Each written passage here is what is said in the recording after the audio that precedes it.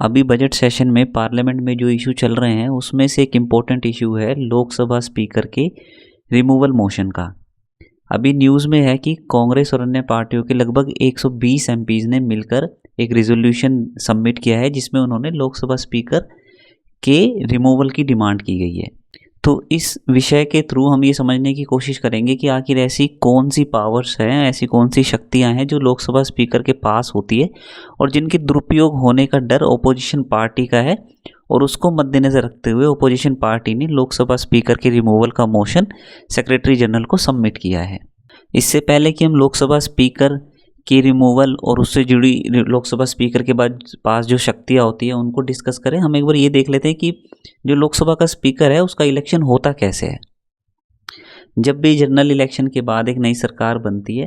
तो सबसे पहले तो जो नए एमपीज़ आते हैं उनको शपथ दिलानी होती है, और उन एमपीज़ को शपथ दिलाने के लिए सबसे पहले एक प्रोटेम स्पीकर को नियुक्त किया जाता है, जिसको शपथ सबसे पहले प्रेसिडेंट दिलाते हैं। ये जो प्रोटेम स्पीकर होते हैं जिनको आप टेम्परेरी स्पीकर कहते हैं, वो सबसे पहले सभी एमपीज़ को ओथ दिलाते हैं, और जब सभी एमपीज़ ओथ ले लेते हैं और करंट असेंबली का फॉर्मेशन हो जाता है, तब एक सिंपल मेजॉरिटी से लोकसभा स्पीकर का चयन किया जाता है। जनरली ये जो लोकसभा का स्पीकर होते हैं वो रूलिंग पार्टी से ही होते हैं, लेकिन ऐसा कोई हार्ड एंड फास्ट रूल नहीं है कि हमेशा ही रूलिंग पार्टी से हो। ऐसा भी पीछे इंस्टेंसेस हुए हैं जब Lok Sabha speaker non ruling party के बने हैं। जो लोकसभा स्पीकर का चयन होता है उसको कॉन्स्टिट्यूशन के आर्टिकल 93 में दिखाया गया है। लोकसभा स्पीकर का जो टेन्योर होता है, जो कार्यकाल होता है, वो जनरली सरकार के कार्यकाल के साथ ही होता है, अनटिल अनलेस या तो वो रिज़ाइन कर दें, या फिर जैसे अभी रिमूवल का मोशन है वो पास हो जाए, या फिर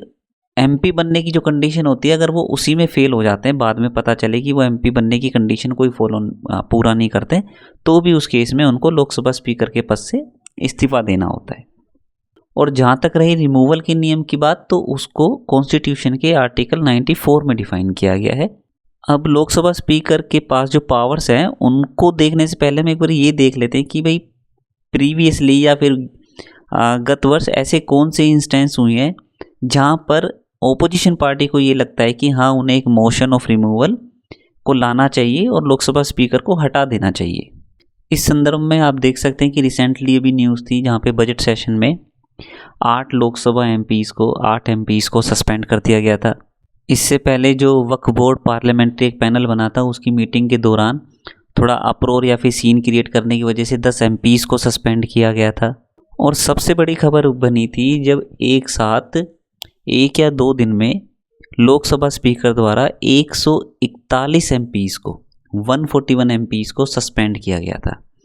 अब ये जो सस्पेंशन का अधिकार था ये किनके पास था? लोकसभा स्पीकर के पास।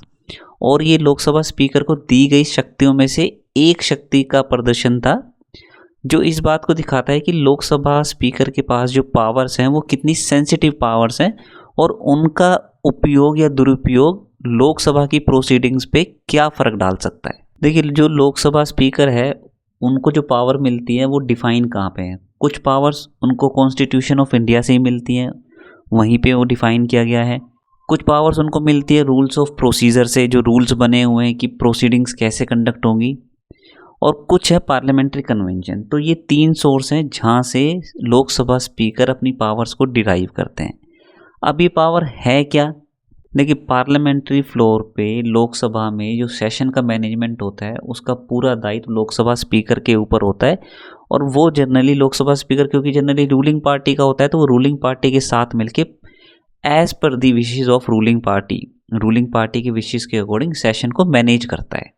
जब लोकसभा में कोई किसी भी विषय पर डिबेट चल रही है तो उस डिबेट को कंटिन्यू रखना है या फिर इस तरीके की हालत पैदा हो गए हैं कि भाई उसको एडजन करना है, तो वो भी डिपेंड करता है लोकसभा स्पीकर पे। आपने कई बार देखा होगा या फिर जनरली ये न्यूज़ आती रहती है जब भी कोई सेशन चलता होता है कि भाई इस तरीके के अप्रोर के बीच में या फिर शोर शराबे के बीच में लोकसभा स्पीकर ने प्रोसीडिंग्स को एडजन कर दिया। तो ये जो डिसीजन होता है ये भी लोकसभा स्पीकर का होता है। ये मायने इसलिए रखता है कि मान लीजिए कोई इंपॉर्टेंट डिस्कशन चल रहा हो और लोकसभा स्पीकर को लगता है कि भाई हाँ ये जो डिस्कशन है ये रूलिंग पार्टी के फेवर में नहीं है, तो हो सकता है, पॉसिबल है कि वो उस समय भी एडजन करते और उनकी इस अथॉरिटी को कोई चैलेंज नहीं कर सकता। और इससे भी ज़्यादा कुछ जो बहुत ही सीरियस पावर्स दी गई हैं वो ये पावर हैं कि आप ये समझने की कोशिश करिए कि जो पार्लियामेंट की प्रोसीडिंग होती है, लोकसभा की प्रोसीडिंग होती है, वो पूरे इंडिया में लाइव दिखाई जाती है। पूरा देश ही नहीं, पूरा वर्ल्ड उस पर नज़र रखता है कि भाई इंडिया के पार्लियामेंट में किन चीज़ों पे डिस्कशन होता है। और वो जो डिस्कशन होता है जो मेंबर्स ऑफ पार्लियामेंट क्वेश्चन पूछते हैं। अब कौन सा क्वेश्चन पूछा जाएगा या नहीं, कौन से क्वेश्चन को पूछने के लिए एडमिट किया जाएगा या नहीं, इस बात की अथॉरिटी भी लोकसभा स्पीकर के ऊपर डिपेंड करती है। आप उस कंडीशन को समझिए कि जब ओपोजिशन पार्टी का कोई एमपी कोई सीरियस क्वेश्चन पूछना चाहता है लेकिन उस क्वेश्चन को लोकसभा स्पीकर द्वारा एडमिट ही ना किया जाए, तो यहाँ पर भी एक बहुत सीरियस पावर लोकसभा स्पीकर के हाथ में होती है कि जो ये डिसाइड करते हैं कि भाई कौन से क्वेश्चन को हम एडमिट करेंगे और किस क्वेश्चन को हम प्रोसीडिंग का हिस्सा नहीं बनने देंगे। इसी तरह अगर आपने लाइव प्रोसीडिंग्स देखी होंगी तो उसमें आपने कई बार लोकसभा स्पीकर को ये कहते सुना होगा कि भाई आपने ये जो बात बोली है किसी भी एमपी को, कि भाई कोई एमपी ने अगर कोई बात बोली है ऐसी जो लोकसभा स्पीकर को लगती है कि भाई हमारी ऑफिशियल रिकॉर्डिंग का हिस्सा नहीं बनना चाहिए, तो उस चीज़ को लोकसभा स्पीकर अपने निर्देश से ऑफिशियल प्रोसीडिंग का हिस्सा बनने से रोक सकते हैं। इसके अलावा जो सीक्रेट सिटिंग्स होती हैं, सेशन होते हैं, उनको डिसाइड करना लोकसभा स्पीकर की पावर्स में होता है। और ओवर एंड अबव जो जैसे अगर हम गवर्नमेंट का लें, वहाँ पे प्राइम मिनिस्टर सबसे ऊपर बैठते हैं डिसीज़न लेने के लिए। अगर हम जुडिशरी का अगर हम एग्जांपल लें तो वहाँ पे जो जज होते हैं या फिर जुडिशरी होती है वो फाइनल इंटरप्रेटर होती है कॉन्स्टिट्यूशन की। इसी तरीके की आप जो शक्तियाँ लोकसभा स्पीकर को दी हैं उसकी ग्रेविटी इसी बात से लगा सकते हैं कि वो कितनी इंटेंस है कि पार्लियामेंट के अंदर कॉन्स्टिट्यूशन के जो फाइनल इंटरप्रेटर होते हैं कि कॉन्स्टिट्यूशन को किस तरीके से रीड किया जाएगा, उसकी इंटरप्रिटेशन क्या होगी, वो लोकसभा स्पीकर की होती है। अगर लोकसभा स्पीकर ने बोल दिया कि कॉन्स्टिट्यूशन के इस हिस्से को पार्लियामेंट के अंदर इस तरीके से उसकी डेफिनेशन है, तो वही डेफिनेशन प्रीवेल करेगी, चाहे ओपोजिशन कितना ही हल्ला गुल्ला शोर मचाता रहे। उसके बाद कई बार जो बजट सेशन के टाइम पे एक डिबेट का पॉइंट बन जाता है कि कोई बिल जब इंट्रोड्यूस किया जा रहा है उस बिल को मनी बिल माना जाए या ना माना जाए, उसकी फाइनल अथॉरिटी भी लोकसभा स्पीकर में दी हुई लोकसभा स्पीकर के पास होती है। आपने कई बार न्यूज़ में देखा होगा कि भाई किसी बिल को लोकसभा स्पीकर ने ऐसे मनी बिल मान लिया तो उसके अगेंस्ट ओपोजिशन बहुत शोर शराबा क्रिएट करते हैं या फिर अपना विरोध दर्ज करते हैं, क्योंकि मनी बिल होने का मतलब है कि उस मनी बिल को सिर्फ और सिर्फ लोकसभा में प्रेजेंट किया जाएगा और उसके ऊपर राज्य सरकार वो जो अपनी राज्यसभा है उसकी वोटिंग का उस पर कोई फ़र्क नहीं पड़ेगा। तो मीन्स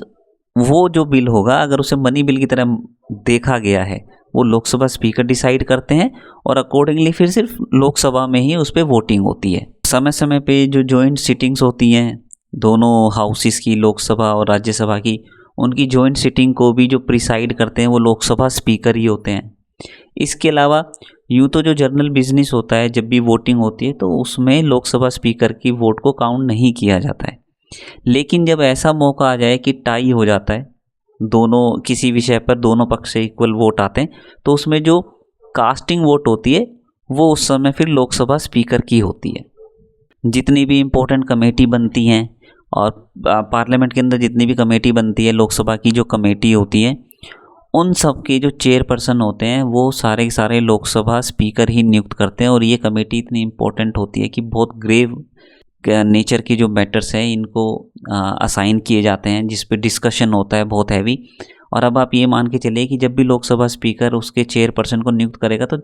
ज़्यादा चांसेस है कि वो रूलिंग पार्टी के किसी बंदे को चेयरपर्सन करेगा, और हमेशा इस केसेस में ओपोजिशन पार्टी इसको एक थोड़ा शक की निगाह से देखती है कि भाई जो भी डिसीजन होगा वो कहीं ना कहीं रूलिंग पार्टी की तरफ झुकता हुआ होगा। इसके अलावा एक इम्पॉर्टेंट चीज़ और आती है जिसमें लोकसभा स्पीकर बहुत ही इंपॉर्टेंट रोल प्ले करता है, वो है एंटी डिफेक्शन अथॉरिटी, जहाँ पर लोकसभा स्पीकर को ये पावर दी गई है कि वो ये डिसाइड कर सकता है कि कोई एमपी एंटी डिफेक्शन लॉ के अंदर उसको डिस्क्वालीफाई किया जाएगा या नहीं। ये पावर भी लोकसभा स्पीकर के पास होती है। अब आप ये समझने की कोशिश करिए कि जैसा हमने पहले बताया, जो लोकसभा स्पीकर होता है वो जनरली रूलिंग पार्टी का होता है, और लोकसभा स्पीकर के पास इतनी सारी इम्पोर्टेंट पावर्स हैं कि वो अगर अगर कोई बंदा चाहे दुरुपयोग करना तो पूरे के पूरे पार्लियामेंट प्रोसीडिंग को एक तरफा रूलिंग पार्टी के पक्ष में झुका सकता है। कहने का मतलब ये नहीं है कि लोकसभा स्पीकर ऐसा करते हैं, लेकिन जो ओपोजिशन है अगर उनको थोड़ा सा भी ये फील होता है कि नहीं लोकसभा स्पीकर का जो एक्ट है वो